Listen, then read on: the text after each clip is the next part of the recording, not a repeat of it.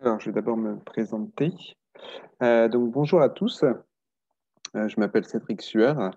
Je suis maître de conférence à l'Université de Strasbourg et je suis avant tout éthologue. Je travaille dans un département d'écologie et de physiologie, mais je suis aussi responsable du master éthique animale et je suis responsable aussi du E comme l'économie et la gestion de la faune.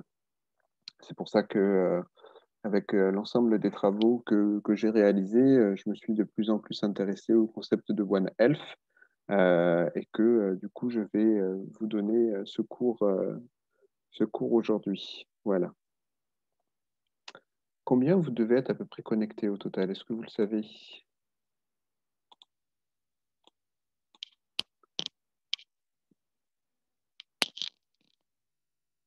Là, je vois qu'il y a 19 participants, une vingtaine. OK,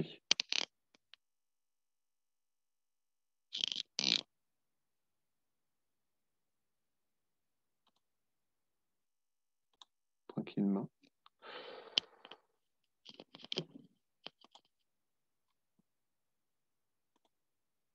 Donc, j'ai commencé le concept One Health en prenant l'exemple de la COVID-19, où en fait, aujourd'hui, on voit qu'on essaye de guérir beaucoup plus que prévenir cette maladie. Et donc, on voit ici que, justement, on a différents exemples hein, qui se mettent de plus en plus en place dans les transports, où on essaye justement de limiter les personnes qui seraient malades d'arriver dans d'autres pays. On va développer aussi des millions pour faire des vaccins, ou alors stopper totalement l'économie. Et en fait, si on regarde un peu la façon dont ce virus est diffusé ou transmis jusqu'à l'homme, donc il faut savoir qu'il vient justement des chauves-souris, hein, qui a sûrement une transmission de ces chauves-souris à différents animaux sauvages et différents animaux domestiques, qui a eu ensuite une transmission à l'homme et que l'homme se le transmet. Donc, on a différents chaînons au sein de cette chaîne de transmission sur lequel on pourrait intervenir et essayer de prévenir la diffusion du virus. Et donc ça, c'est le concept de One Health, c'est de se dire que la mortalité qui est due du coup à la COVID-19 pourrait se jouer sur la santé humaine avant tout, mais aussi sur la santé animale et la santé environnementale. Alors justement, sur les solutions préventives plus que pour guérir, on pourrait jouer sur la santé animale en limitant par exemple ou en proposant plus d'espace pour les animaux, en limitant les contacts, en apportant des enrichissements. Il faut savoir que du coup, si vous avez un poulailler où il y a des milliers et des milliers de poulets ou des visons qui sont entassés les uns sur les autres, ça va forcément euh, favoriser la propagation de la maladie. Et en plus, vous allez avoir des animaux qui vont être stressés, donc qui vont être plus facilement sensibles au virus. Vous avez aussi la qualité de l'air sur laquelle on peut jouer. Vous avez la santé environnementale où là, on peut jouer aussi sur la biodiversité avec le réensauvagement, en sachant que plus il y a de biodiversité et plus il y a de possibilités de stopper justement un virus.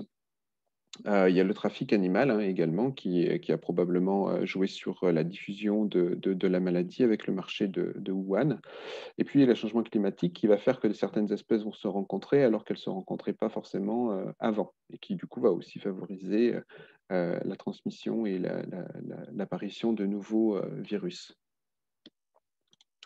Et puis, enfin, vous avez la santé humaine, avec le fait de jouer sur la nourriture, par exemple, avec le fait de manger trop de viande. Alors, pas l'aspect environnemental et l'aspect santé animale qu'il y a derrière, mais le fait que manger trop de viande peut aussi avoir un impact sur notre santé.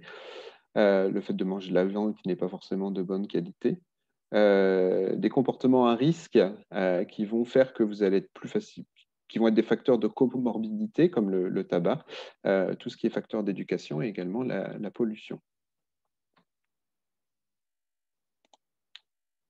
Donc ici, justement, vous avez une étude qui vient juste de sortir, hein, qui montre que les chauves-souris sont probablement à l'origine du SARS-CoV-1 et du SARS-CoV-2, que le nombre local de coronavirus est corrélé à la richesse en chauves-souris, d'une manière positive, hein, vous voyez ici sur les provinces en Chine, que le changement climatique a justement fait shifter la distribution de ces chauves-souris et qui a renforcé au niveau de certains endroits avec une forte population humaine, c'est justement la richesse de ces chauves-souris qui a mené probablement à l'apparition de ces virus.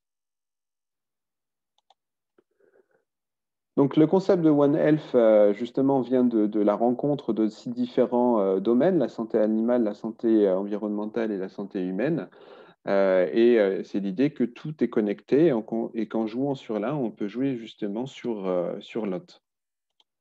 Alors, voici quelques exemples. Alors, l'une des diapos en français que j'ai pu trouver, qui lie ces trois domaines.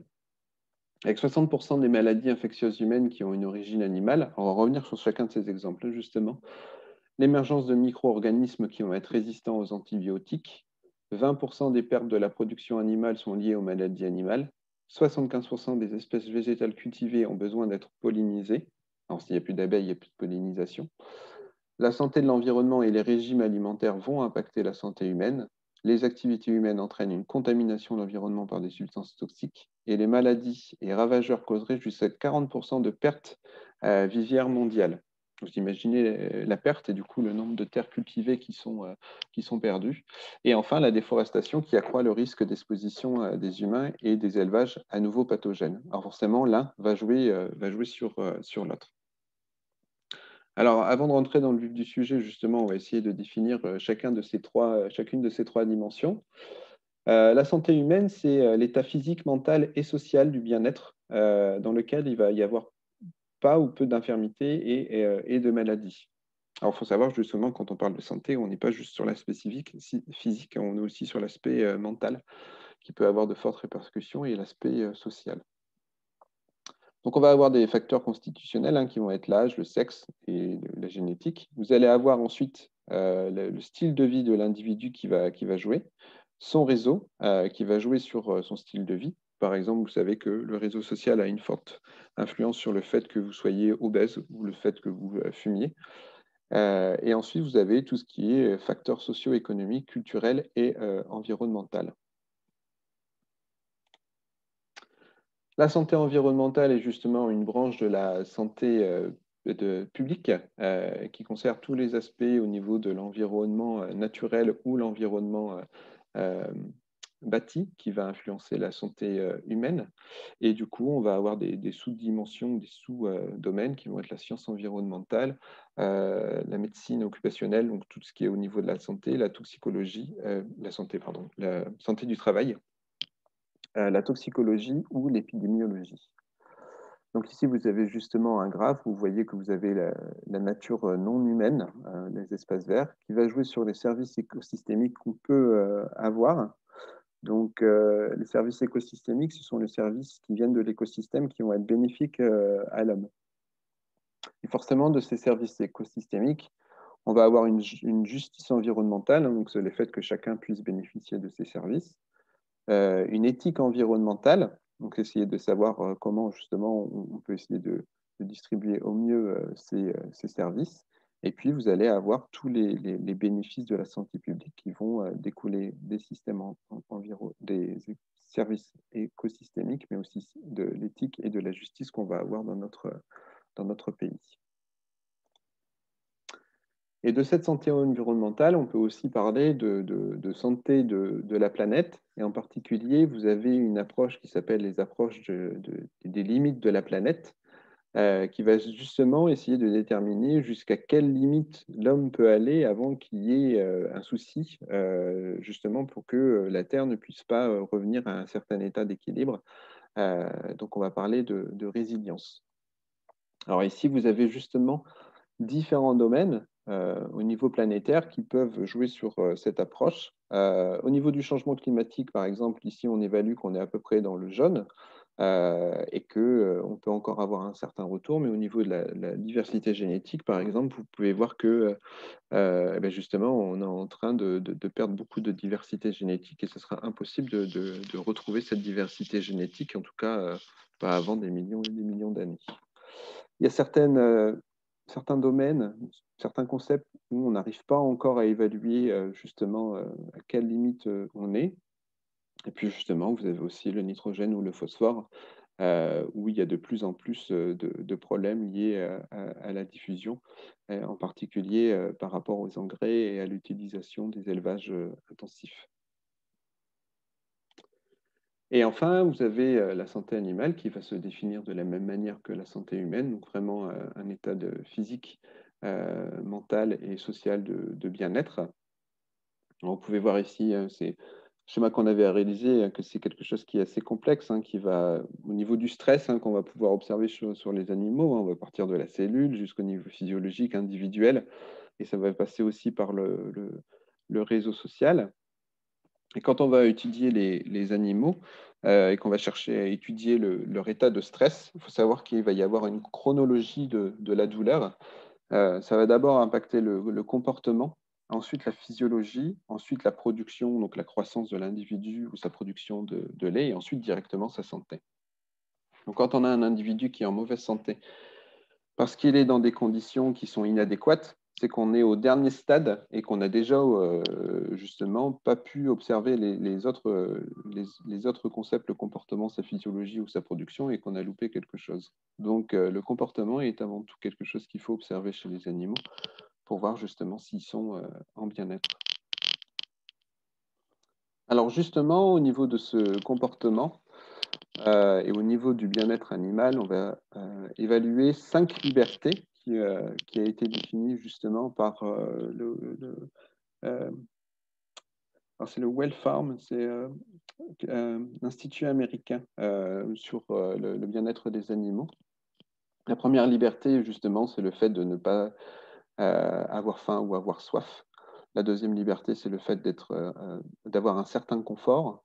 La troisième liberté, c'est celle de ne pas ressentir de peine, de souffrance ou d'avoir des maladies. La quatrième liberté, c'est celle d'exprimer ses comportements normaux. Et enfin, la cinquième liberté, c'est celle de ne pas être en stress ni d'avoir peur. Pour essayer d'améliorer ces libertés, justement, on va avoir différentes approches qu'on va appeler des enrichissements, 5 enrichissements. On peut jouer sur l'aspect physique, la taille de l'enclos, les différentes structures qu'il va y avoir dans l'enclos, la qualité de la nourriture et la quantité de nourriture, la façon dont elle va être distribuée. L'aspect cognitif, tous les comportements cognitifs que l'animal peut présenter, essayer d'apporter des éléments qui peuvent améliorer son bien-être. L'aspect social également pour les animaux sociaux. Et enfin, l'aspect sensoriel, c'est-à-dire que ce n'est pas forcément que alimentaire, mais d'avoir des épices, de la marc de café, par exemple, qu'on peut donner aux ours, qui font que du coup, il va y avoir différents sens qui vont être activés et qui vont bénéficier à l'animal. Alors, quand on parle justement aussi de l'approche une santé, une seule santé, on peut parler du concept de l'iceberg. Le concept de l'iceberg, c'est de se dire que tout ce qu'on est en train d'observer aujourd'hui, les petits problèmes qu'on est en train d'observer aujourd'hui justement par rapport aux modifications qu'on est en train de faire sur l'environnement et sur la santé animale, ce n'est qu'une partie de l'iceberg et de tous les problèmes qui vont apparaître d'ici quelques années. Et donc, du coup, qu'il faut essayer de prendre en compte ces petits problèmes aujourd'hui et d'apporter des solutions afin d'éviter d'avoir l'ensemble de ces éléments ici, de ces catastrophes qui va nous arriver. Donc, pour cela, en fait, il faut collaborer, communiquer et se coordonner entre différents métiers, différents domaines. Donc, vous allez avoir les vétérinaires, les agriculteurs, ceux qui vont posséder des animaux domestiques aussi, ceux qui vont travailler justement par rapport à la santé urbaine, santé des travailleurs, au niveau des politiques, au niveau des scientifiques, des écologistes, des écologues, des épidémiologistes, etc., etc.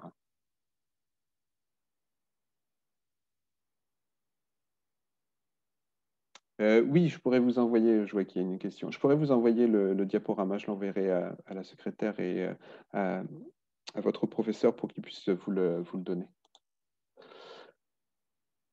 Alors, quand on va parler d'une seule santé ou de One Health, justement, et on va voir ces différents points ici, on va avoir les maladies, les zoonoses, on va avoir tout ce qui est résistance antibiotique, tout ce qui est sûreté et sécurité sanitaire, de la nourriture, pardon, tout ce qui est maladie avec vecteur, la santé environnementale, les maladies chroniques, la santé mentale et la santé qui va être liée au travail. Alors, en premier point, les zoonoses. Je pense que ça, les zoonoses, vous savez ce que c'est toutes les maladies qu'il va y avoir, que l'homme peut avoir, mais qui va être transmis par les animaux, et dont c'est les animaux qui en sont l'origine. Donc, il y a différentes façons de transmettre ces maladies, ces zoonoses. Celles qui sont à vecteur en font partie. Vous allez avoir justement la maladie qui va être transmise à travers l'air ou à travers l'eau, à travers la proximité ou le contact direct des animaux, que ce soit des animaux sauvages, des animaux domestiques, de compagnie ou d'élevage, et à travers également la nourriture. Le problème avec les zoonoses, c'est que vous allez avoir des animaux ou des espèces qui vont être asymptomatiques, voire des humains qui vont être asymptomatiques et pas forcément d'autres. Donc, ces maladies sont très connues. Vous avez la rage, la salmonelle, Escherichia coli, vous avez toutes les maladies qui sont dues aux tiques, tous les SARS-CoV, la grippe aviaire, Ebola et la tuberculose, et c'en est justement qu'une partie. Il faut savoir qu'il y a plus que 50% et même 60% des maladies qui arrivent sur l'homme qui sont justement des zoonoses. Et vous avez justement, vous pouvez voir sur cette carte ici, c'est un article qui est assez ancien, 2004, mais que 75% des nouvelles maladies émergentes chez l'homme sont justement aussi des zoonoses.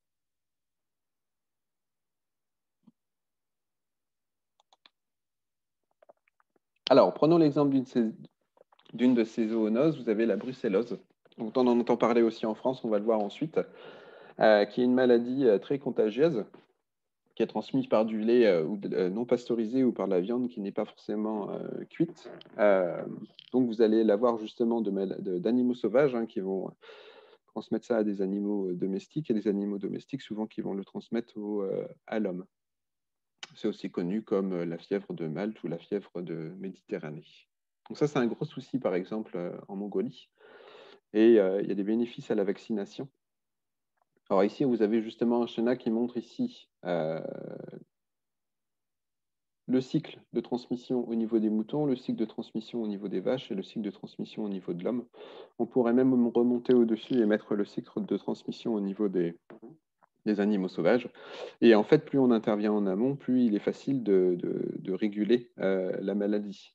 Et donc, si on vaccine en premier lieu les moutons, ça va empêcher la transmission aux vaches et la transmission aux hommes. Et en vaccinant également les vaches, ça va empêcher la transmission aux vaches et la transmission aux hommes. Donc là, on voit bien que plus on vaccine tôt dans la chaîne, moins il y a de possibilités que la maladie soit transmise aux hommes.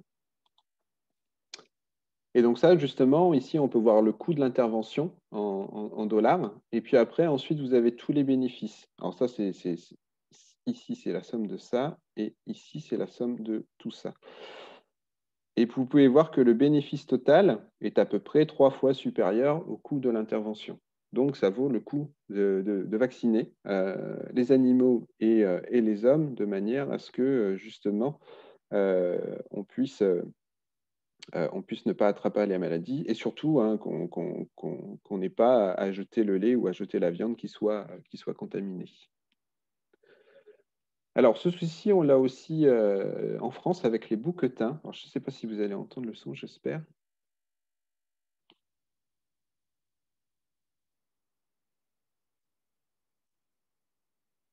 Ça commence à l'automne 2011.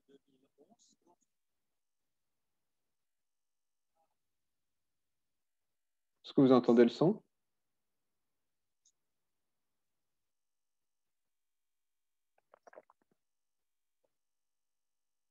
Ah, bon, c'est pas grave. Alors, ça commence en 2011, justement, où en Savoie, on va avoir des personnes qui vont être contaminées en consommant du reblochon.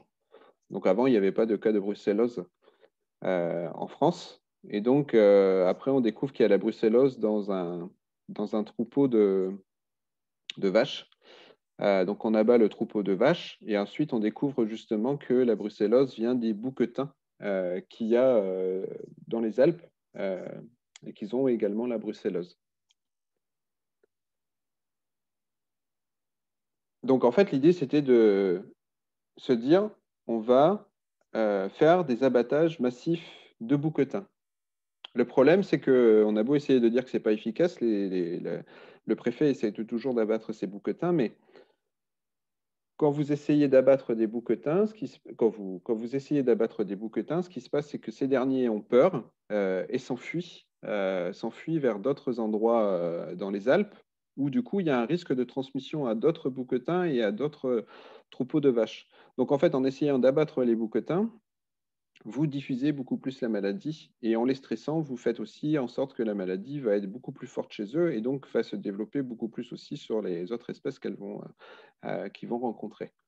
Donc l'abattage n'est pas forcément une solution. Il faut soit les vacciner, soit essayer de les déplacer à des endroits où il ne va pas y avoir de rencontre avec des espèces domestiques.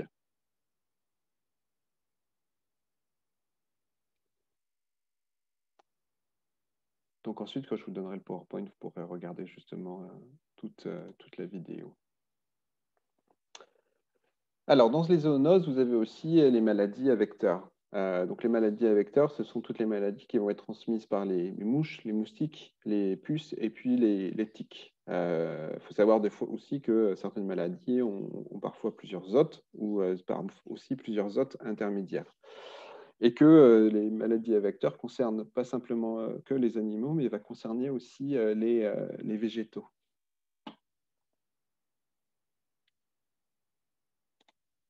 Alors justement, si on prend la maladie de Lyme, vous savez, la maladie de Lyme, c'est une maladie qui est transmise par les tiques, qui est une maladie neurodégénérative qui va apporter pas mal de problèmes au niveau moteur et au niveau neuronal.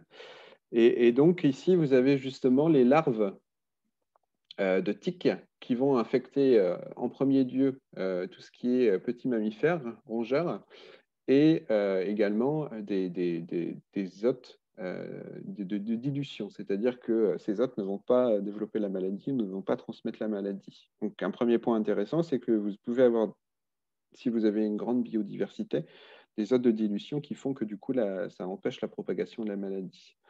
Et ensuite, vous allez avoir justement les tiques adultes qui vont infecter des chevreuils ou des biches, mais qui vont également infecter l'homme. Et là, ce qu'on peut voir justement, c'est que si on a des prédateurs comme alors ici, c'est parce que c'est aux États-Unis, mais le coyote ou le renard, ça a été montré en France avec le renard, plus vous avez justement un taux de prédation qui est important, plus le taux de nymphes infectées va diminuer. D'accord? Donc ici, vous avez un premier point ici, et justement, vous avez une autre étude ici qui montre que chez le renard, que ce soit pour les larves, sur les campagnols ou sur les souris, ou que ce soit ici chez les martres, vous avez aussi une relation qui est négative entre l'activité du renard et le nombre de larves qui va être infecté. Donc ça montre que les prédateurs, comme le renard, qu'on extermine par exemple en France, sont utiles pour la non-propagation de la maladie de Lyme. Donc, il y a des solutions qui existent, par exemple, qui seraient le fait de ne pas chasser ces prédateurs, d'éviter les fertilisants qui vont affecter la santé de tous les animaux qu'on vient de voir et qui, du coup, va favoriser le développement de la maladie, et éviter aussi les situations qui vont favoriser la prolifération des rongeurs. Parfois, vous avez des situations comme des cas de monoculture qui va favoriser la prolifération des rongeurs. Ou alors même en ville. En ville, si vous avez des poubelles qui sont en dehors des endroits qui sont sales à cause des poubelles, vous allez avoir une prolifération de rongeurs et vous pouvez avoir aussi le développement de ces maladies en ville. Donc justement, vous avez des points clés qui sont développés pour essayer d'améliorer, d'empêcher la propagation de la maladie de Lyme. En premier lieu, c'est l'information du public, le fait que le public sache que quand il va dans les bois, il faut qu'il se couvre, par exemple, qu'il mette des chaussettes longues, qu'il mette des guêtres, qu'il se regarde, qu'il s'examine quand il rentre chez lui. Le fait d'éviter que ces propagations se fassent alors, en milieu naturel, avec la déforestation, le fait de respecter une certaine biodiversité, et le fait aussi que cette maladie se diffuse en ville, par exemple, avec, en développant soit des milieux qui sont anti-tiques ou anti-rongeurs, ou en développant des milieux, par exemple, le fait qu'il y ait des îlots de chaleur en ville peut provoquer ou peut favoriser le développement de la maladie, puisque le changement climatique impacte également le développement de la maladie qui, jusqu'à maintenant, se diffusait pas totalement en France, mais qui se diffuse de plus en plus dans toutes différentes parties de la France. Donc, vous voyez qu'il y a différentes approches, à la fois sur la santé humaine, l'éducation, la santé animale ou la santé environnementale, qui permettent d'éviter la propagation de cette maladie. Alors, vous avez aussi le problème de la malaria, du moustique et du changement climatique. Il faut savoir qu'il y a déjà des maladies qui sont arrivées, par exemple, en Corse, des maladies qui étaient qu'en Afrique, qui sont arrivées en Corse à cause du changement climatique et du tourisme, forcément. Et ici, en fonction des scénarios, justement, avec le scénario le pire, vous avez la diffusion de la malaria. Alors, vous pouvez voir qu'il y a des parties en Afrique où il n'y aurait plus de malaria présente, parce que justement, il ferait trop chaud et trop sec. Mais vous avez une diffusion en Europe qui serait très importante si le changement climatique devait se développer à la vitesse à laquelle il se développe maintenant.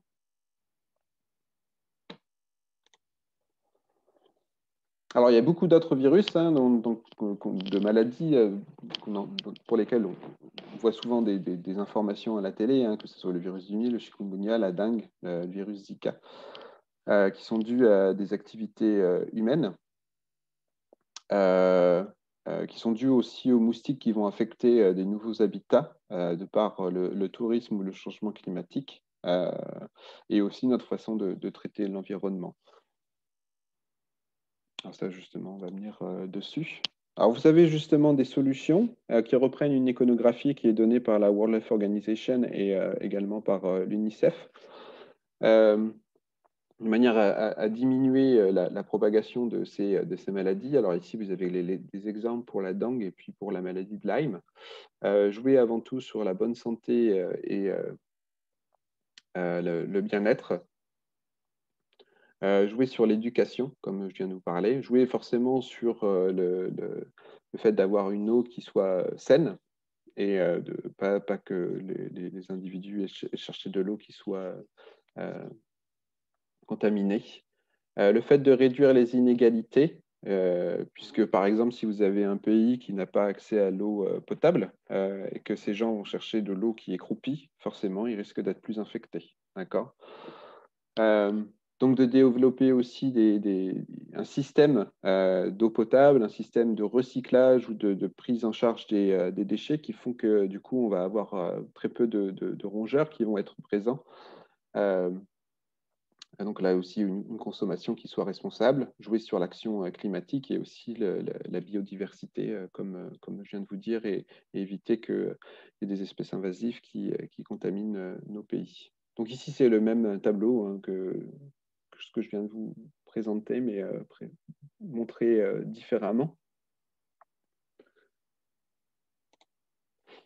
Et donc ici, justement, c'est pour vous dire qu'il faut protéger à la fois les gens de la pauvreté, puisque vous avez bien compris que si les gens étaient pauvres ou que s'ils n'avaient pas accès à certains systèmes, il pouvait y avoir une contamination plus importante. Protéger à la fois les élevages et les espèces domestiques et protéger également les écosystèmes.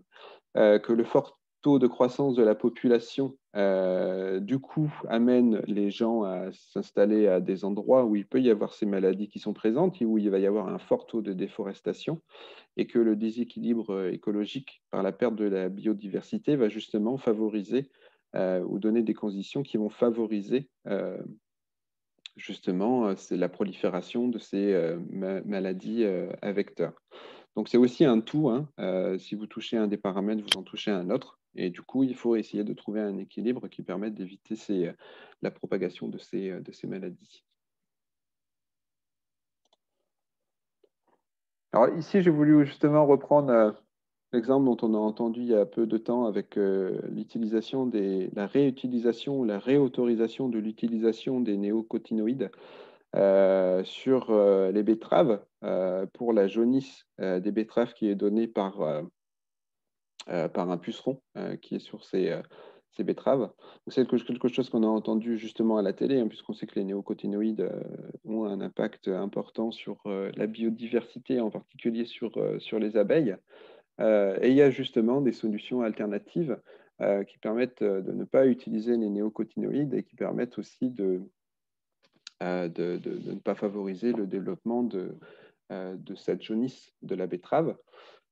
Utiliser des variétés anciennes de betteraves, par exemple, utiliser les prédateurs des pucerons, combiner les betteraves avec d'autres plantes comme l'avoine ou d'autres types de graminées, ça a été montré, ça empêche les pucerons de contaminer les betteraves et d'adapter aussi le semage par rapport aux prédateurs, puisqu'en ce moment, on sème trop tôt les betteraves et les prédateurs, par exemple les coccinelles, ne sont pas présentes. Et du coup, bah, les pucerons vont infecter à ce moment-là les betteraves. Et si on semait un peu plus tard, au même moment où les larves des coccinelles et les coccinelles arrivent, il pourrait y avoir cette prédation présente et ça pourrait empêcher la contamination comme on la connaît aujourd'hui.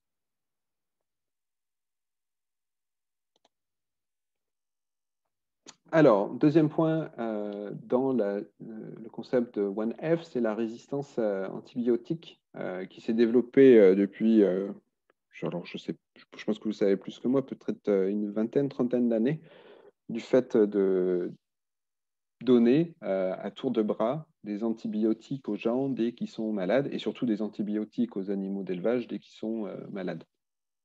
Alors ça crée une résistance aux antibiotiques de la part des bactéries. Qui est très problématique. Et du coup, on peut jouer à la fois sur la santé humaine, sur la santé animale, à la fois des animaux domestiques et des animaux de ferme, et la santé environnementale pour essayer de diminuer ce problème. Donc voici justement le cycle qui favorise la résistance antibiotique. C'est le fait d'utiliser des antibiotiques sur les animaux d'élevage ou sur l'homme. Le fait que ces bactéries résistantes vont se transmettre des animaux entre eux à l'homme, alors soit en contact direct, hein, soit à travers la nourriture, et le fait aussi que c'est à travers les fesses ou à travers des fertilisants, ces bactéries résistantes ou même ces antibiotiques vont se retrouver dans l'environnement et vont favoriser l'apparition d'autres résistances. Ça, c'est un premier point. Et ensuite, vous avez toute la contamination et tous les échanges qui peuvent se retrouver au sein des humains, soit au niveau du travail, soit au niveau des services de santé. Donc ici, c'est aussi un autre graphique hein, qui vous représente la façon dont ça peut se propager. Hein. C'est juste pour vous montrer que ça se fait au niveau sauvage, au niveau des animaux de ferme, au niveau domestique, et que ça soit à la fois sur Terre ou à la fois dans la vie aquatique. Alors, vous avez justement différentes façons ou différents moyens d'action contre la résistance antibiotique. Alors, tout d'abord, vous avez par exemple la vaccination, que ce soit pour des virus ou que ce soit pour des bactéries. Vous avez des stratégies d'antivirulence, on va en voir quelques-unes. Vous avez des thérapies bactériophages qui vont permettre justement de manger ces bactéries virulentes. Vous avez le fait de jouer sur le microbiote. Alors ça, c'est quelque chose qui apparaît de plus en plus. Hein. On a de plus en plus d'études qui se font sur le microbiote et on s'aperçoit de plus en plus que la richesse en espèces et la richesse du microbiote est très importante pour l'homme afin de lutter contre des maladies et que ça a un impact aussi sur beaucoup d'autres facteurs. Hein. Ça a un impact sur le fait qu'il soit dépressif et ça a un impact aussi sur son agressivité. Et vous avez aussi le fait qu'on peut jouer directement sur la sélection des animaux domestiques, par exemple, pour essayer de sélectionner des animaux qui sont résistants. Alors, au niveau de chacune des approches, ici vous avez l'approche thérapeutique, vous pouvez jouer justement sur la santé individuelle, sur la santé, alors ici c'est One Health, c'est plus la santé animale et individuelle humaine jouées ensemble, et sur la santé globale avec la part environnementale.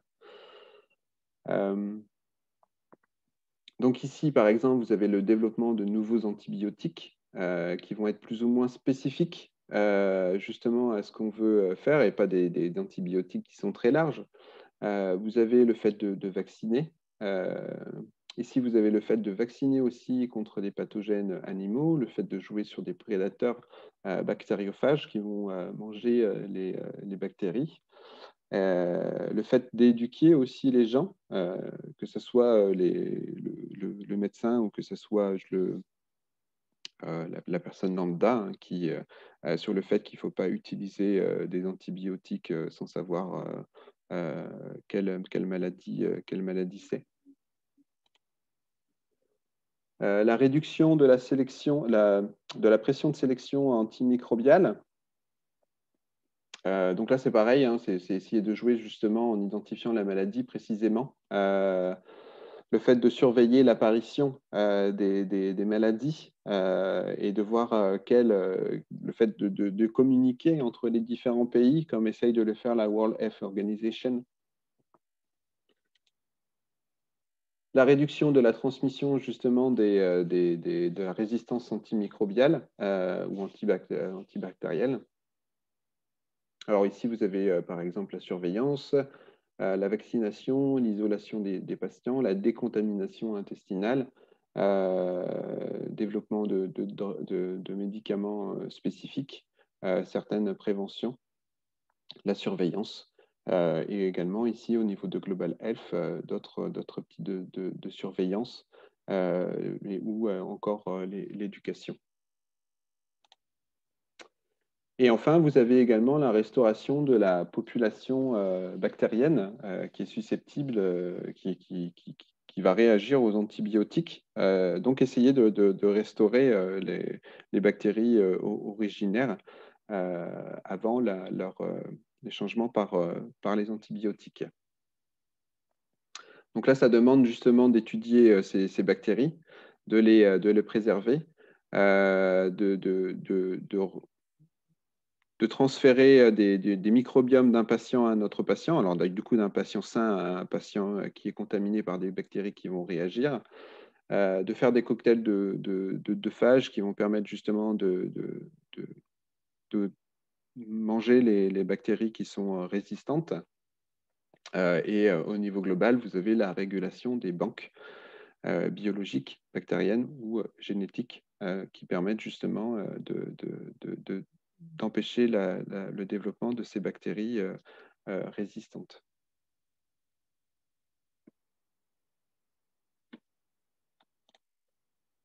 Alors, autre point important sur le concept de One Health, c'est la sûreté et la sécurité sanitaire. Donc ici, vous avez tout ce qui est la sûreté et la sécurité alimentaire.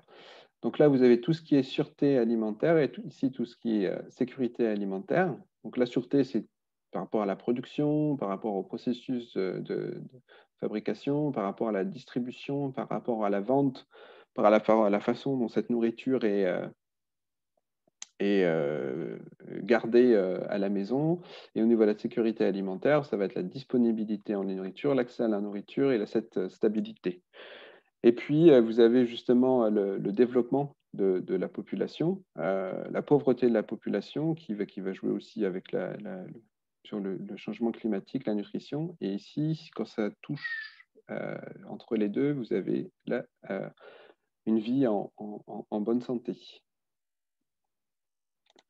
Alors, la sécurité alimentaire, elle va dépendre de différentes autres sécurités. La sécurité du sol, la sécurité en eau, la sécurité en énergie, la sécurité politique ou les inégalités sociales, par exemple, la sécurité économique et la sécurité climatique. Et vous voyez que c'est quelque chose qui est très connecté et que tous vont jouer sur la sécurité alimentaire.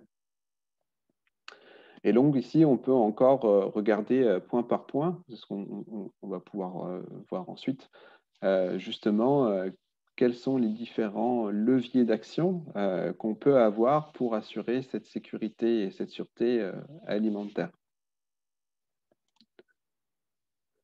Donc, le challenge ici, c'est d'essayer de produire en 2050 suffisamment de nourriture pour nourrir environ 9 milliards de personnes sur une terre, du coup, sur laquelle il va y avoir de moins en moins de terres qui vont être cultivables. Donc, on peut se poser la question des problèmes qui vont émerger. Donc, par rapport à ça, on peut agir sur différents points.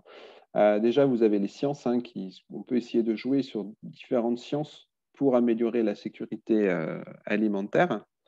Vous avez les fondations de la sécurité et de la sûreté alimentaire. Donc, le fait de pouvoir donner de la nourriture à l'ensemble du monde, le fait par exemple, de désinfecter, le fait de surveiller l'émergence de certaines maladies qui vont empêcher la production de nourriture, le fait de jouer sur la production elle-même. Et puis, vous avez aussi d'autres principes tels que le management et le leadership, donc l'analyse des risques, l'épidémiologie, le management des espèces nuisibles, etc. Donc ici, vous allez avoir justement, en jouant sur ces différents points, des co-bénéfices pour la santé et l'environnement de l'adoption d'un régime qui va être durable. Donc, vous pouvez avoir justement une législation ou un cadre structurel, par exemple des lois sur l'utilisation de pesticides, de fertilisants, de pratiques agricoles et de déforestation. Le fait que ce soit quelque chose qui soit durable et pas qu'on essaye de produire le maximum aujourd'hui et que dans 10 ou 20 ans, justement, on ait épuisé les terres. Les taxes sur les sucres ou sur les produits qui vont être ultra transformés. L'interdiction de certains produits, l'accessibilité de la nourriture brute, en sachant que justement les produits qui sont transformés sont mauvais pour la santé. Disponibilité dans la restauration collective, la recommandation nationale de nutrition. Au niveau du comportement individuel, vous avez moins de produits d'origine animale. Il faut savoir que justement, le fait qu'on mange trop de viande a un impact direct sur notre santé, mais également sur la déforestation et sur le fait que 30% des terres qui sont cultivables sont cultivées pour nourrir les animaux que l'on mange.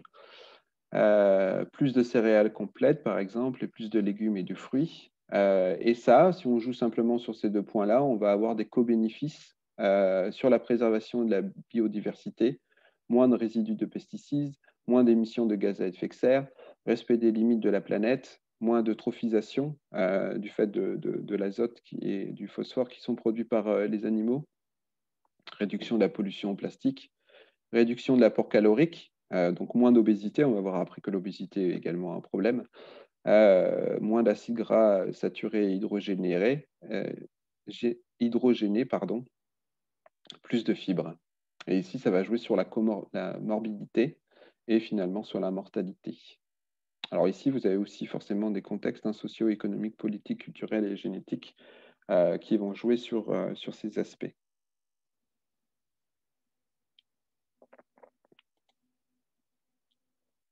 Un autre point, c'est également la santé environnementale. Alors, en parlant de santé environnementale, je pense que l'exemple le plus parlant, c'est la santé des abeilles ou des pollinisateurs.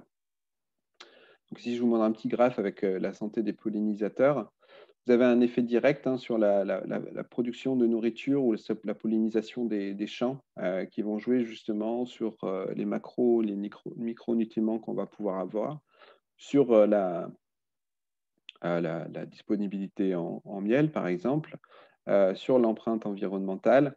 Donc, ça va jouer forcément sur notre nutrition, sur le développement durable et sur la sécurité alimentaire et donc sur la santé humaine. Et ici, si on prend d'un point de vue indirect, finalement, vous avez la pollinisation des fleurs. Donc, vous avez une certaine biodiversité qui va jouer sur la santé environnementale, qui va jouer sur les services écosystémiques, qui va jouer du coup sur la santé humaine. Et donc, du coup, ici, vous avez l'ensemble des échelles qui vont jouer sur la santé des abeilles. Donc, au niveau de l'homme, par exemple, c'est notre connaissance, le fait qu'on va prioriser le fait de sauvegarder les abeilles. Au niveau du territoire, ça va être le fait favoriser, que ce soit en ville ou dans la campagne, un paysage qui va être un paysage avec une forte biodiversité et beaucoup de fleurs et pas de la monoculture, le fait de ne pas utiliser de pesticides. Et puis, vous avez aussi au niveau de la colonie, le fait, par exemple, qu'il n'y ait pas de varroa, hein, donc ces tiques de l'abeille qui les tue également. Et le fait de savoir jouer aussi sur le comportement des abeilles. Ça, on reviendra après, c'est ce qu'on appelle l'ingénierie éthologique. C'est le fait de mieux connaître les animaux et du coup le fait de pouvoir utiliser mieux leur comportement pour éviter d'utiliser par exemple des pesticides. Donc la santé environnementale, bah, c'est l'impact sur les changements globaux, par exemple les changements climatiques qui vont avoir un impact sur les gens, nous, et en particulier les travailleurs, les ouvriers. Et c'est essayer de comprendre quel est l'équilibre de la planète. Donc ici, vous avez différents services écosystémiques, hein, sur lesquels il faut qu'on puisse plus ou moins jouer, appuyer sur le levier parce qu'il y a une certaine résilience et il ne faut pas qu'on pousse trop notre utilisation de ces services écosystémiques. Donc, vous avez la pollinisation, vous avez justement tout ce qui est animaux nuisibles, comment les gérer, tout ce qui est ressources, que ce soit en eau, en nourriture, tout ce qui va tourner autour du tourisme, la prévention à l'érosion, vous avez les catastrophes naturelles, tout ce qui va être stockage du carbone, par exemple, et pollution, contrôle de la pollution de l'air et de l'eau. Alors ici, vous avez un schéma justement assez parlant qui vous montre l'impact du changement climatique sur la santé humaine. Euh, donc il va y avoir déjà des conflits, forcément, civils, et même entre les pays. Hein, si l'eau continue à monter et s'il y a certains pays qui deviennent invivables du fait d'une température et de sécheresse qui soit trop importante, vous allez avoir des déplacements de population et ça va forcément entraîner des guerres. Vous avez tout ce qui est justement tempête et inondation. Ça, je pense que c'est quelque chose que vous voyez de plus en plus à la télé, les feux de forêt également, qui montrent que c'est quelque chose qui vient de plus en plus important. Vous avez la transmission des maladies, vous avez la chaleur elle-même, hein, qui est une cause, outre tous les aspects indirects ou même directs que ça a, qui est une cause de mortalité directe. La pollution de l'air sur lequel on va revenir, et forcément la demande et le fait de fournir de la nourriture et que le changement climatique peut changer à la fois la qualité de la nourriture, mais également la quantité de nourriture en fonction des pays. Alors là, il y a une vidéo, mais je vais juste essayer de voir justement comment normalement je peux mettre.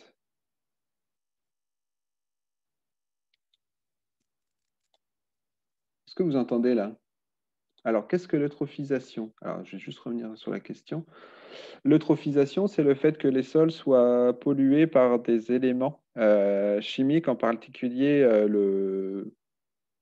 l'azote, par exemple, ou le phosphore, et qui va changer tout l'équilibre du système, et que du coup, des plantes ne vont plus pouvoir pousser. Donc, l'eutrophisation, vous avez par exemple le problème qui sont liés à l'eutrophisation, c'est les problèmes des algues vertes en Bretagne, avec toutes les porcheries qu'il y a autour et qui se versent directement dans la mer, si vous voulez.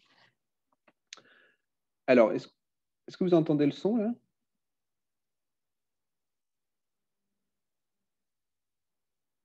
Ah, c'est marrant ça. Je vais juste essayer de voir pourquoi.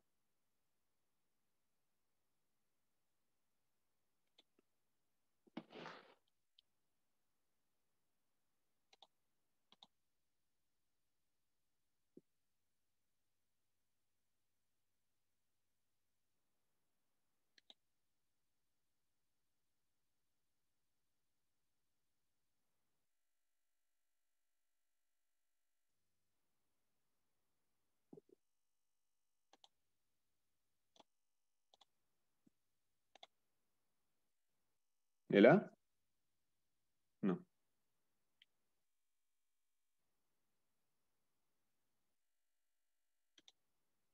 Est-ce que vous m'entendez là ou pas? D'accord, toujours rien.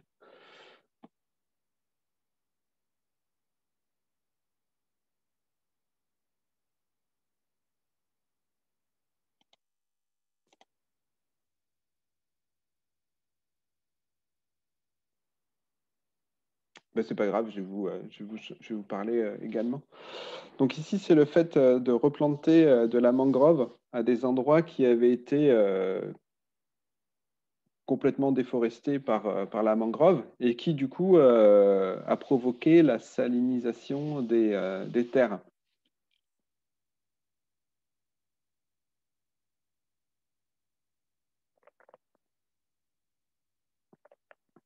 Donc en fait, la population s'est mise à remettre de la mangrove, qui a fait que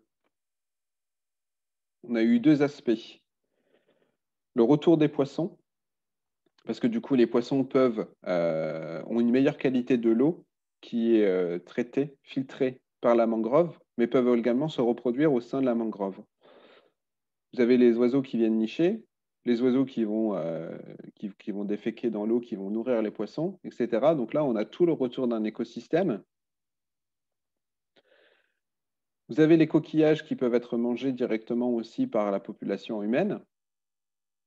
Et ensuite, avec le traitement de l'eau, du coup, vous allez avoir les personnes qui vont pouvoir recultiver à nouveau les terres qui étaient trop salinisées et qui, du coup, vont être désalinisées au fur et à mesure des cultivations, des cultures qui vont être faites dessus.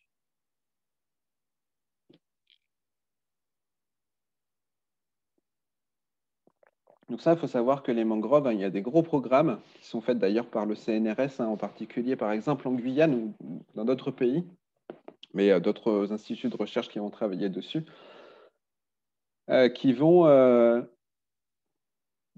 enfin, la mangrove a vraiment un intérêt d'un point de vue biodiversité et pour l'homme. Ça va empêcher les tsunamis, ça va empêcher la montée des eaux, ça va stabiliser les terrains, ça va empêcher la salinisation. Donc il va y avoir vraiment un gros bénéfice de la part des mangroves qu'on recommence à découvrir et on recommence à planter justement ces arbres pour recréer ces écosystèmes.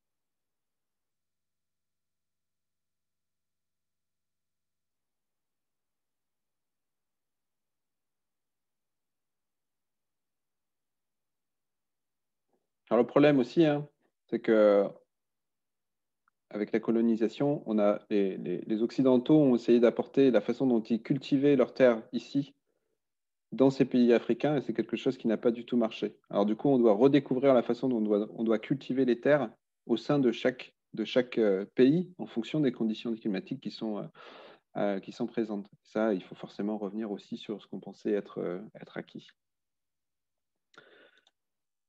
Alors justement, quand on parle de One Health, et ça on en parle de plus en plus, il y a un constat, enfin un constat, une théorie qui a été faite par Edward O. Wilson, hein, qui est un éthologue, un scientifique biologiste assez réputé, qui dit qu'on devrait laisser 50% des terres aux non-humains. En fait, on devrait laisser 50% des terres sur Terre euh, avec totalement aucune habitation et aucune activité de l'homme, ou en tout cas des activités qui sont très restreintes. Donc ici, vous avez justement avec 80, vous marquez hein, 90% de l'habitat qui est perdu, hein, on n'a que 50% des espèces qui survivent. Ici, par contre, si on protège 50% de l'habitat, on a plus de 80%, 85% des espèces qui vont survivre. Et en fait, l'idée, c'est pas simplement de protéger la planète, c'est de protéger l'homme également, parce que en laissant 50% de ces terres qui sont inoccupées par l'homme, on reproduit une forte biodiversité, on reproduit des forêts qui vont permettre de capter du coup le carbone et empêcher le changement climatique. Mais en plus, les productions animales qui vont sortir de ces 50% de protégés vont être très importantes et vont permettre de nourrir une grande partie de la population. Donc ça a été fait au niveau des terres.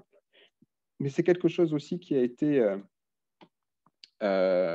émis et imaginé au niveau des aires marines protégées. Alors vous avez justement ici on vous propose deux alternatives, hein. Soit on protège 10% des aires marines, soit on en protège 30%. Alors du coup, quand on parle de protéger ces aires marines, hein, c'est protéger les océans, hein, mais tout ce qui est aussi mangroves, barrières de corail, tout ce qui est au niveau des côtes, ces milieux mi-salés. Et en fait, les bénéfices, ça serait déjà les protections de la côte, hein, ça vous l'avez bien compris, il y a beaucoup d'érosion qui est en train de se faire en détruisant les côtes avec l'augmentation du niveau d'eau. Ça serait au niveau des bénéfices de la pêche aussi, des bénéfices au niveau du tourisme et des bénéfices au niveau du stockage de carbone. Il y a une étude il n'y a pas longtemps qui est sortie qui a montré qu'une baleine captait des tonnes et des tonnes de CO2 et elle était plus efficace que je ne sais pas combien d'arbres. Et qu'ensuite, quand cette baleine mourait, d'ailleurs, elle mettait des années à se décomposer, elle allait nourrir d'autres animaux qui allaient eux-mêmes capter ce carbone. Et donc là, si on protège 10% des aires maritimes, on a un bénéfice de 3 pour 1. Et si on protège 30%, on a un bénéfice de 20 pour 1. Et du coup, ici, si vous voyez, c'est les milliards qui nous permettraient, qu'on pourrait gagner. En fait, il faut savoir que si on protégeait ces 10 à ces 30%, sans avoir aucune activité à l'intérieur, toute la production et la biodiversité qui serait produite à l'intérieur serait suffisante pour qu'on ait une pêche qui soit durable. Alors que là, en essayant d'en avoir à droite à gauche et de ne protéger aucune aire, du coup, on est en train de diminuer justement les possibilités qu'on a de capter et de se nourrir de la production des aires maritimes. Donc ça, c'est aussi quelque chose qui est important. On ne protège pas simplement la planète pour protéger la planète, on protège la planète pour protéger l'homme, à la fois des changements climatiques et à la fois pour la production de nourriture. Alors, autre souci, ce sont les maladies chroniques. Alors, les maladies chroniques, ce sont des maladies qui sont dues à la pollution. Il faut savoir qu'il y a une étude qui est sortie il n'y a pas longtemps, il n'y a même pas la date parce que je crois que je l'ai sortie là en 2021, qui montre que 62% des morts en Chine, soit à peu près 4 millions, et en Inde, 3 millions, soit une personne sur 5 meurt à cause de la pollution de l'air. C'est quand même énorme. Une personne sur 5 meurt à cause de la pollution de l'air. Alors, c'est justement en Chine ou en Inde où c'est des pollutions qui sont très hautes hein, par rapport à nos pays. Mais on sait aussi qu'en France, je crois qu'il y a à peu près 40 000 personnes, c'est-à-dire l'équivalent du tabac ou de l'alcool, je crois qu'on est autour de 45 000, qui meurent aussi à cause de la pollution de l'air. Donc, c'est une cause de mortalité qui est très importante.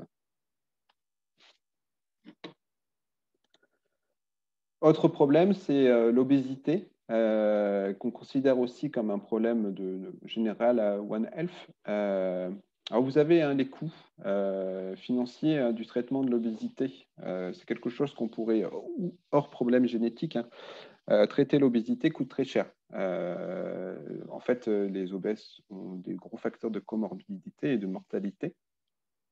Et après, vous avez des coûts indirects qui est aussi des coûts de santé mentale, de perception de soi, par exemple. Et on a plusieurs possibilités pour essayer de réguler cette obésité. On peut la réguler au niveau de l'environnement, le fait de produire des aires une ville où il y a plus de verdure, où l'homme a envie de marcher, par exemple. Si vous faites, alors ça c'est sorti il n'y a pas longtemps, si vous faites des trottoirs que les gens n'ont pas envie de prendre pour marcher, ils vont prendre la voiture. Par contre, si vous créez des aires qui sont jolies, avec des trottoirs qui sont jolis, des boutiques, des arbres, les gens vont avoir envie de marcher et ils vont marcher. Vous avez aussi le fait de produire de la nourriture locale pour éviter les déserts en nourriture, hein, parce que les déserts en nourriture provoquent du coup le fait qu'on va manger de la mauvaise nourriture, de la nourriture ultra transformée. Forcément, l'influence parentale et l'influence culturelle. Alors, on sait qu'il y a des problèmes génétiques. Notre perception du poids également, qui rentre de plus en plus dans les mœurs. Et puis tout ce qui joue aussi au niveau du microbiome, hein, comme je viens de vous le dire précédemment. Hein. Donc, les pesticides, les hormones, la pollution vont jouer sur votre microbiome. Et en fait, les intestins, on appelle ça le deuxième cerveau. Hein, en fait, le microbiome est très important pour réguler votre poids, mais également pour réguler bien d'autres aspects que sont le stress et des désordres mentaux. Et après, le fait qu'il n'y ait pas de nature autour de nous aussi nous stresse, et le stress peut nous amener à manger plus de nourriture, etc. Donc, on peut jouer aussi là-dessus. Donc, l'aspect mental est aussi très important, soit parce que ça va avoir un impact sur l'obésité, soit parce que cet aspect mental va justement avoir un impact sur notre propre santé physique. Il faut savoir que l'accès à la nature est essentiel pour les individus et pour le bien-être social, également pour se socialiser. Il faut savoir que c'est dans la loi, par exemple au Japon, qu'il faut que les médecins peuvent donner comme ordonnance le fait d'aller se balader une après-midi dans les bois. Donc, la personne n'est pas obligée d'aller travailler. S'il y a un certain souci, elle peut aller se balader dans les bois, par exemple. Et ça permet pas simplement de se déstresser, mais ça va aussi permettre de revenir à un certain niveau de concentration.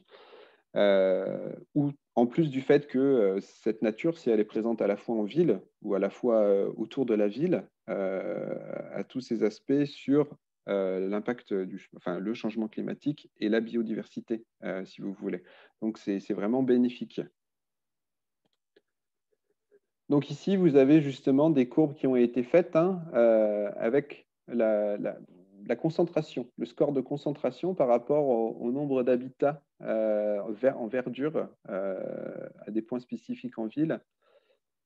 Comment les gens se sentent plus ou moins bien en fonction du pourcentage d'espaces verts dans leur environnement. La réduction du stress en fonction de si c'est naturel, plus en plus naturel, vous voyez aussi que ça augmente. Et puis justement, la réduction de la pression sanguine en fonction de la minute exposée dans un environnement, soit si c'est urbain, soit c'est naturel. Donc, vous pouvez voir ici que justement, il y a une production au travail qui a augmenté si on a plus de verdure autour de nous, mais on a aussi une réduction du stress, une réduction sur la pression sanguine, donc une réduction des maladies cardiovasculaires s'il y a de la verdure autour de nous. Et ça va jouer ensuite sur la pollution, ça va jouer ensuite aussi sur la biodiversité, ça va avoir plein d'autres avantages.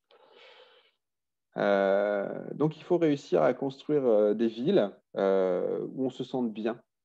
Et ça passe à la fois par un environnement naturel, un environnement protecteur, où on se sent une certaine cohésion sociale. Et que justement, il faut aussi gérer tous ces aspects de la ville, puisque s'il y a des quartiers dans les villes où c'est des quartiers qui sont pauvres, donc si on parle d'inégalité sociale, et ben dans ces quartiers pauvres, on va avoir la transmission de maladies qu'on appelle non transmissibles, comme l'obésité, le fait qu'il va y avoir la consommation beaucoup plus importante d'alcool ou de drogue, donc on va avoir un impact beaucoup plus important, sans compter le chômage qu'il peut y avoir à côté et le stress. Donc ça, l'inégalité sociale sur laquelle on va revenir aussi ensuite, est quelque chose aussi de très important. Et l'inégalité sociale est finalement un très gros facteur de problèmes sociaux et de problèmes de santé aujourd'hui dans nos sociétés. Donc sur la santé urbaine, on a différents aspects sur lesquels on peut jouer. Vous avez déjà les îlots de chaleur. Alors ça, on sait que les îlots de chaleur, c'est quelque chose qui a posé quelques problèmes, en particulier lors des canicules. Alors, magique, il y a quelque chose qui existe, qui permet d'être à l'ombre en été et qui nous donne de la lumière l'hiver, ça s'appelle les arbres. Les arbres, ça a des feuilles en été qui nous protègent de la chaleur. Et en hiver, justement, là où on a besoin de lumière qui peut passer à travers les vitres, eh ben, les arbres perdent leurs feuilles et du coup nous permettent d'avoir cette lumière toute la journée. Donc ça ne sert à rien de trouver des solutions, de trouver des produits qui nous permettent de nous protéger de la chaleur durant l'été. Planter des arbres est suffisant et ça va avoir aussi des impacts sur d'autres aspects. Augmenter les prédateurs qui permettent de manger les insectes qui sont vecteurs de maladies. Alors ça, c'est jouer sur l'urbanisation, sur l'architecture des maisons et sur l'architecture des bâtiments. C'est-à-dire qu'on peut facilement intégrer dans les bâtiments, dans les murs des bâtiments, des niches à chauves-souris, des niches à oiseaux qui vont permettre de manger ensuite les moustiques ou les mouches qui vont être transporteurs de maladies, par exemple. Jouer aussi, comme je viens de vous le dire, sur le microbiome, en ayant une plus grande biodiversité dans notre environnement, que ce soit végétal ou animal. Et jouer à la fois aussi sur la verdure pour augmenter notre mobilité, puisque c'est ça qui va favoriser notre mobilité et du coup aussi notre bonne santé. Alors ici, vous avez justement des approches, 4 approches théoriques qui vous montrent la réponse en santé en fonction de la dose de nature par jour. Alors, ce qu'on peut voir, c'est que vous avez 2 approches où on a un certain niveau, hein. Donc, ça veut dire qu'au bout d'un certain moment, quand il y a trop de nature, ben, on atteint un plateau. Et puis, vous en avez d'autres où, du coup, on rediminue derrière. C'est-à-dire que, du coup, à un certain niveau, ben, quand il y a trop de nature, finalement, et ben, finalement, il n'y a plus les autres services de la ville qui sont proposés. Et du coup, on a un retour en arrière. Alors ça, justement, la santé du travail ou occupational health, c'est le fait de parler des inégalités sociales. Les inégalités sociales qui vont créer des ghettos, qui vont créer des problèmes, des personnes qui ne peuvent pas avoir des assurances, des problèmes, des personnes qui vont être obèses, des problèmes des personnes qui vont consommer de l'alcool ou qui vont consommer des drogues, qui finalement, en coût pour la société, va être beaucoup plus important que si ces problèmes, si on diminuait l'inégalité sociale au sein du pays. Donc ça aussi, c'est quelque chose qu'il faut prendre en compte. Hein. Directement, c'est les politiques hein, qui doivent le prendre en compte. Et c'est quelque chose sur lequel il faut jouer. Alors, en sciences, justement, on parle quand on parle de santé environnementale, on peut parler d'éthique environnementale. Quand on parle de santé animale, on peut parler d'éthique animale. Quand on parle de santé humaine, on peut aussi parler d'éthique humaine. Mais on peut relier l'ensemble de ces éthiques à travers le terme qu'on a utilisé, c'est evolutionary ethics, l'éthique évolutive. Et en fait, c'est l'application du concept de One Health, une santé. C'est essayer de replacer l'homme au niveau de son environnement naturel, à la fois spatial, au niveau de la Terre et de l'écosystème, mais à la fois temporel, c'est-à-dire avec une planification à long terme. C'est changer aussi toutes les mentalités, hein. C'est que l'homme arrête de se mettre en opposition entre lui et la nature, si vous voulez. C'est qu'il puisse accepter que la nature intègre plus sa société ou que la société intègre plus la nature. C'est en opposition, ou en tout cas c'est en opposition à notre système actuel, ou en tout cas le système qu'on avait il y a 10 ou 20 ans et qui continue à perdurer. C'est le fait qu'on peut travailler sur, mais aussi avec les comportements des animaux.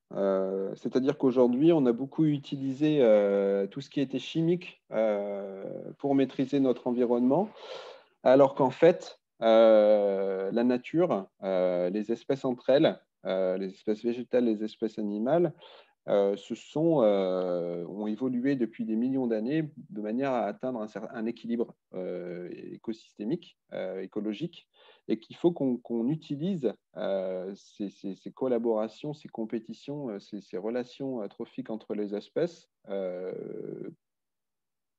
pour, aussi pour nous.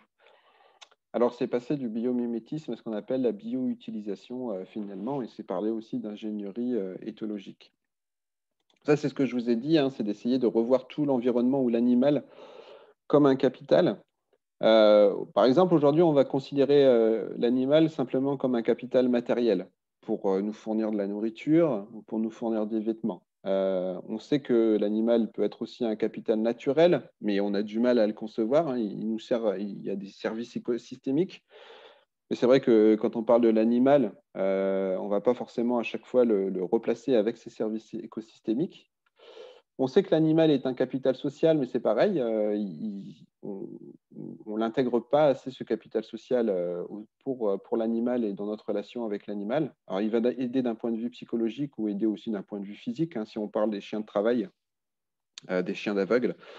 C'est des chiens qui nous aident beaucoup. Mais il faut savoir qu'on peut aussi considérer l'animal comme étant un capital culturel. C'est-à-dire que l'animal est une source de savoir. Toutes les espèces animales sont une source de savoir qu'il faut qu'on étudie beaucoup plus, et il faut qu'on utilise ce savoir de manière à pouvoir gérer d'une manière durable notre monde. Et qu'on arrête d'utiliser des pesticides ou des produits chimiques à tout va, ou de construire par exemple partout. Je pense que c'est en étudiant beaucoup plus les relations animales et les relations végétales ou les écosystèmes qu'on arrivera à, à trouver notre façon d'être durable dans ce monde. Alors justement, sur le lien homme-animal, il faut savoir aussi que c'est quelque chose qui est assez important et qui permet d'améliorer la santé émotionnelle, qui permet également d'améliorer la santé physique. Les gens qui ont des animaux ont une meilleure santé physique parce qu'il faut qu'ils sortent les animaux, qu'ils aillent faire, qu'ils aillent se balader avec eux. Il y a moins de visites au docteur aussi. Alors, soit parce qu'il y a plus d'activité physique, soit parce que justement il y a des échanges de microbiote, hein, qui peuvent se faire entre les animaux et l'homme, et qui fait que du coup il est en meilleure santé. Il faut savoir aussi qu'il y a des liens qui existent entre la violence qui est faite aux animaux et la violence qui est faite aux humains. Donc le fait de mieux comprendre et de mieux respecter l'animal permet aussi de mieux respecter l'homme. Ici, vous avez justement, c'est une étude qui vient juste de sortir, le pourcentage de cas qui est observé chez des personnes qui font différentes actions en fonction de s'il y a eu une histoire d'abus chez l'animal ou non. Et vous voyez qu'à chaque fois, on augmente près de 3 à 4 fois. Ouais, j'abuse peut-être un petit peu peut-être. 2 fois 2 à 3 fois le nombre de cas si les personnes ont déjà eu une maltraitance envers les animaux. Donc voilà. Alors, si vous voulez connaître beaucoup plus, justement, si vous voulez avoir beaucoup plus d'informations sur le concept d'une seule santé, hein, vous avez, je crois que j'ai intégré justement les liens ici, quand je vous donnerai la présentation, vous pourrez cliquer dessus.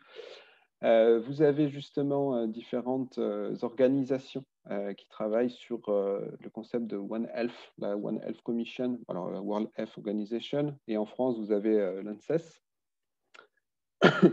Et justement, au niveau de la One Health Commission, vous avez un document ici que j'ai mis en lien qui vous permet de travailler chaque jour pendant 31 jours sur une thématique différente du One Health. Donc, qu'est-ce que c'est les zoonoses, on vient de le voir, les maladies à vecteurs, la perte de la biodiversité, les bienfaits économiques, etc. etc. Donc là, ce sera beaucoup plus détaillé. Et enfin, vous avez aussi des bouquins qui existent, hein, alors soit en anglais, mais soit également en français. Celui-ci est très détaillé. C'est fait par des vétérinaires, mais il est très détaillé. Si vous voulez apprendre beaucoup plus sur ce concept. Voilà, j'ai fini pour le cours, mais je peux répondre à l'ensemble de vos questions si vous en avez. Alors, je vais arrêter le partage. Alors, merci beaucoup, Monsieur Sueur. C'était très, très intéressant. J'espère que ça a plu à l'ensemble des auditeurs.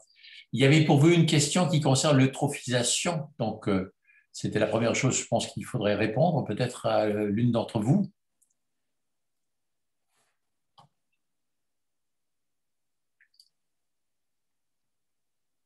Avez-vous vu? Donc, Marie-Lou pose la question, qu'est-ce que c'est l'eutrophisation? Allô? Monsieur Sueur? Je ne vous entends pas. Là, vous m'entendez? Ah oui, là, je vous entends. Voyez. Ah, super. Pardon, je ne sais pas pourquoi ça ne Vous marchait plus. m'avez entendu? Oui, oui, je vous ai entendu, il n'y a pas de souci. Très bien, voilà. Oui, donc l'eutrophisation, c'est tout ce qui est dérèglement au niveau des micronutriments, en particulier avec le phosphore et l'azote, qui va dérégler complètement le système et qui va faire que certaines plantes vont pousser et plus du tout d'autres. Voilà. Donc ça va être le problème des algues vertes, par exemple, en Bretagne, Par qui sont exemple. dues aux porcheries qui sont présentes et qui rejettent beaucoup d'azote. Première question.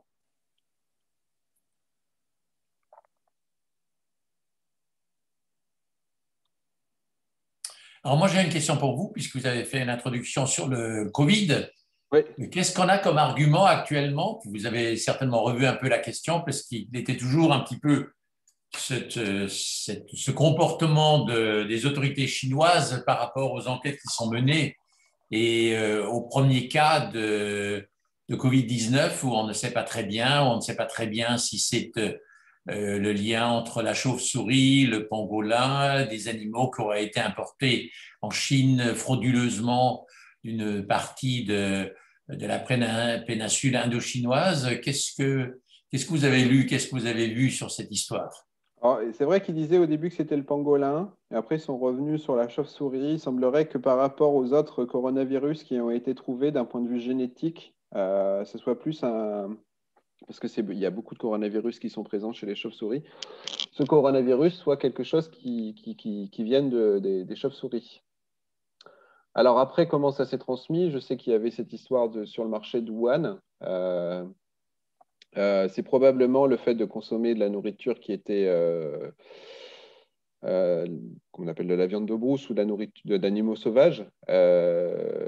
Mais ensuite, la transmission qui s'est faite en Chine, et entre la transmission qui s'est faite en Chine et les transmissions qui se sont faites dans d'autres pays, il semble que les animaux domestiques d'élevage aient été des facilitateurs ou des gros producteurs qui ont permis la diffusion de la maladie, par exemple. Il semblerait que en particulier les élevages de visons aient permis la diffusion ou la modification du virus dans les pays européens.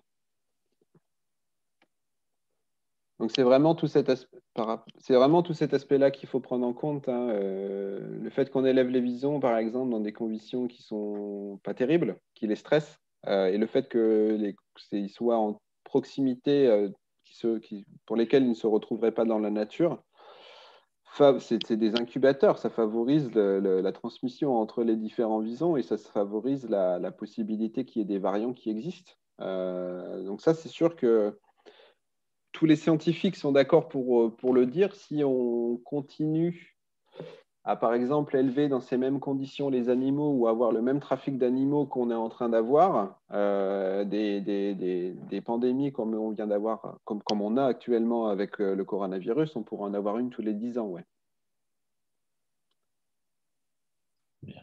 Alors, je vois une question par rapport aux actions proposées. Où nous plaçons-nous? Sommes-nous sur une bonne voie ou encore en retard par rapport aux objectifs proposés? Par rapport à quoi? Par rapport au coronavirus ou par rapport à d'autres actions, par rapport à d'autres choses?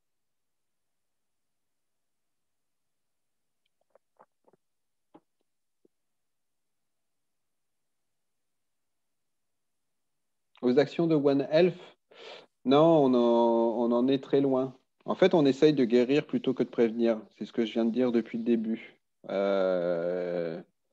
Je ne sais pas si on va y arriver ou pas, mais si on prend par exemple le changement climatique, voilà, les Suisses viennent de créer une machine qui permettrait d'enfouir le carbone dans le sol. Mais c'est guérir, alors qu'on pourrait prévenir en essayant d'imposer. Alors, c'est sûr, il faut imposer, mais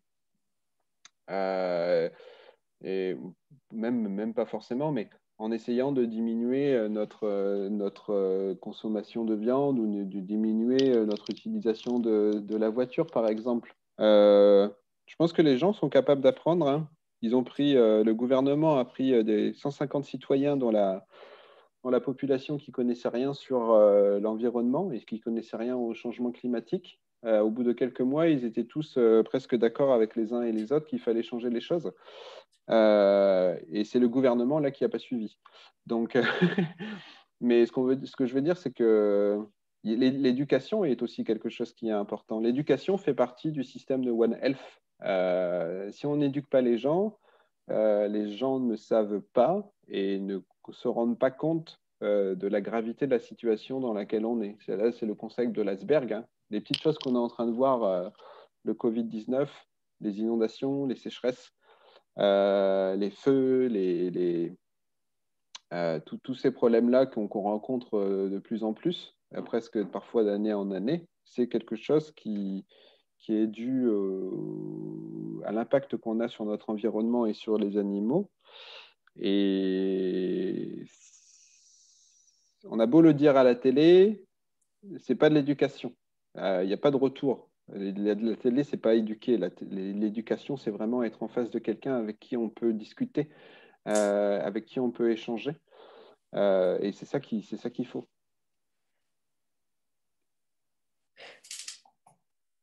Question? Réfléchissez. Moi, j'en ai une pour vous, Monsieur Sueur. C'est la première fois, je pense, que vous faites un exposé ou en tout cas un cours à des étudiants en médecine et des étudiants sages-femmes. Oui. Voilà. Avez-vous connaissance d'autres cours que vos collègues auraient fait devant un auditoire, je dirais, du monde médico-social et sanitaire? Ou est-ce que vous avez l'impression que nous restons en silo ou de manière très compartimentée, ce que j'ai toujours évité, mais enfin, je veux dire, voilà, vous avez démarré cette année, j'espère que vous allez continuer les années qui viennent, mais il me faudra aussi un feedback des étudiants. Mais quelle est votre impression par rapport à cette question de partager finalement votre savoir avec une communauté de médecins et de gens qui sont dans les sciences médicales? Je dirais qu'avec le master qu'on a en bioéthique, éthique du vivant ou éthique clinique, c'est quelque chose qu'on voit assez souvent puisque c'est un master qui est assez pluridisciplinaire. Et du coup, même au sein du master où il y a la spécialisation éthique animale, on accueille des personnes qui viennent de tout horizon. Donc moi, actuellement, par exemple, j'ai une infirmière qui suit le master par intérêt purement personnel plus que professionnel. Mais on a aussi des médecins qui viennent suivre les cours en éthique animale. C'est quelque chose qui s'ouvre de plus en plus, j'ai l'impression. Alors même si c'est des choses qui sont encore assez rares et qu'il faudrait que ça se fasse de plus en plus, j'ai l'impression que c'est quelque chose qui est quand même sur la bonne voie. En tout cas, je l'espère. D'accord. Voilà, écoutez, je pense que c'est le vendredi et que nos étudiants et étudiantes sont un petit peu fatigués. Je vais vous remercier, Monsieur Sueur, pour cette conférence. Et puis, je dis à nos étudiants à bientôt. En tout cas, n'hésitez pas à me faire des retours. Oui, alors n'oubliez pas non plus de m'envoyer votre Oui, document que je je vais vous, retransmettrai à tous ceux qui Je qui vais me le feront mettre un sur. email. Ouais. Mais Voilà, si ce vous sera avez plus des simple. retours sur ce que j'ai présenté, sur certaines choses qui n'étaient pas forcément claires ou qu'il aurait fallu développer encore plus, parce que c'est vrai que là, je pensais faire un peu plus longtemps, donc je vais peut-être passer assez vite sur certaines notions, mais n'hésitez pas à me le renvoyer pour que je puisse le changer et l'améliorer en tout cas. Voilà. Très Merci bien. beaucoup. Merci beaucoup. Au revoir et bon week-end. Merci, pareillement. Au revoir.